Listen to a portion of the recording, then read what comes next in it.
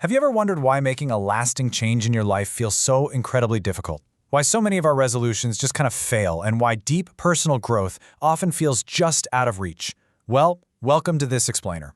Today we're jumping right into a really fascinating source text to map out the core concepts of real, lasting change. Specifically, we're looking at part 1 of a 4-part sermon series titled Be Ye Transformed, which was preached by Pastor Noel Sandesh at Crown of Life Ministries in Bhopal. We're going to unpack exactly how he structures his argument about spiritual growth, taking us from ancient text all the way to highly practical, modern application. Here's a quick look at our agenda for today. We've got 5 key areas to cover, starting with the meaning of metamorphosis, moving into the 2 levels of transformation, contrasting salvation versus transformation, looking at a really intense heart surgery analogy, and finally, submitting to the process. So, let's get right to it. All right, Section 1. The meaning of metamorphosis. Pastor Sandesh anchors this entire series on the original Greek word metamorphoa. If that sounds familiar, it's because it's the exact root of the word metamorphosis. To make this concept super tangible, he points to the biological marvel of a butterfly. A caterpillar doesn't just grow wings and take flight. Inside the chrysalis, its entire genetic structure goes through a radical, irreversible rewrite. The old creature literally dissolves so a completely new one can take form. Think about a caterpillar versus a butterfly. If you didn't know they were the same bug, you would honestly never guess it. The pastor argues that true spiritual transformation mirrors this perfectly. It means you don't just get a minor cosmetic upgrade. Instead, you look completely different, you work differently, you live differently, you think differently, and you react completely differently than you did before. And this whole idea is beautifully grounded in Romans 12:2, which tells listeners to be not conformed to this world, but be transformed by the renewing of your mind. So what does renewing the mind actually look like in real life? It means fundamentally changing the content you consume, the thoughts you let yourself entertain, and the daily habits you build. You're fundamentally rewiring how your brain approaches the world. We see this play out historically in Acts chapter 4. The text describes how these completely uneducated, deeply ordinary men were so drastically changed from the inside out that the public actually marveled at them. They instantly knew these guys had been with Jesus. It's a brilliant illustration of how internal transformation is meant to become this undeniable external proof that anyone can see. So the crucial takeaway here is that transformation is absolutely not a magic trick. We live in an era of quick fixes, for sure, but according to this teaching, true transformation is a deliberate, ongoing process to actively become and visibly manifest the character of Christ. It takes time, and it takes serious intention. Moving right along to Section 2.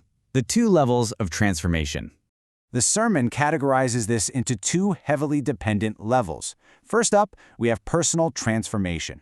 This is the internal stuff, the quiet shifting of your deepest thoughts, your private actions, and your core desires.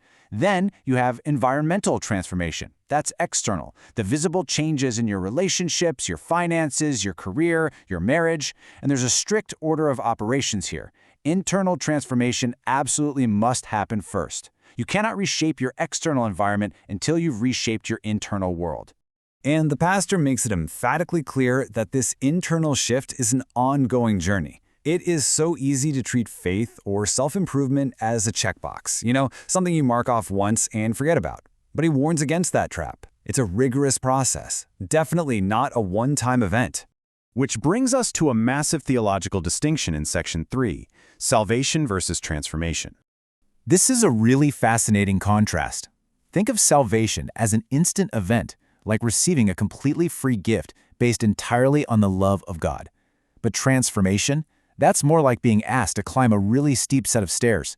It's a strict, demanding process wholly dependent on your personal submission.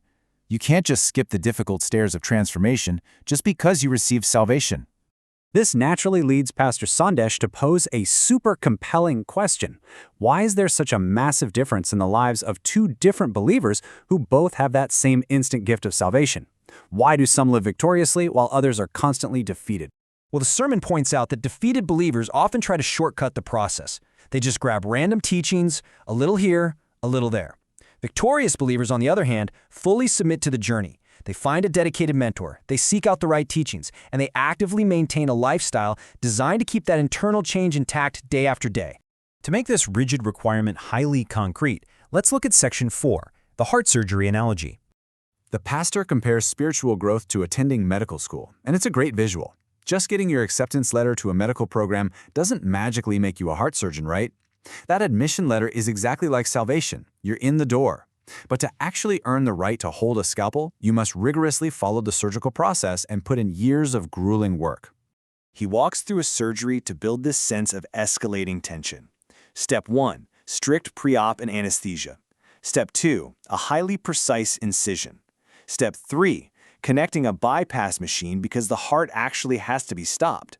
Step 4. The operation itself, followed by an electric shock to restart the heart. And finally, Step 5. Securely sewing it all back up. Every single phase is absolutely mandatory. I mean, would you want a surgeon who decided to skip a chapter of their textbook operating on you? Definitely not. The source bluntly states that if a medical student misses even one step, they could kill the patient and lose their entire career. The stakes are monumental. And the pastor brilliantly uses this imagery to show that skipping steps in your spiritual process is just as disastrous. And that takes us straight into our final point today, Section 5, Submitting to the Process. Pastor Sandesh anchors this urgency in Isaiah 28:10. Precept upon precept, rule upon rule, here a little, there a little. Think of it like laying down bricks for a house. You place them one by one. You absolutely cannot put the roof on before the foundation is poured. True spiritual growth demands immense patience and a step-by-step commitment. So as we wrap up this explainer and prepare to eventually dive into part 2 of this series down the road, I want to leave you with this critical, self-reflective question from the source. Are you truly submitting to the rigorous, step-by-step process of your spiritual transformation, or are you just kind of coasting on the instant gift of your salvation? It's a pretty provocative thought to chew on. Thanks so much for joining me to unpack all this today, and I'll catch you on the next explainer.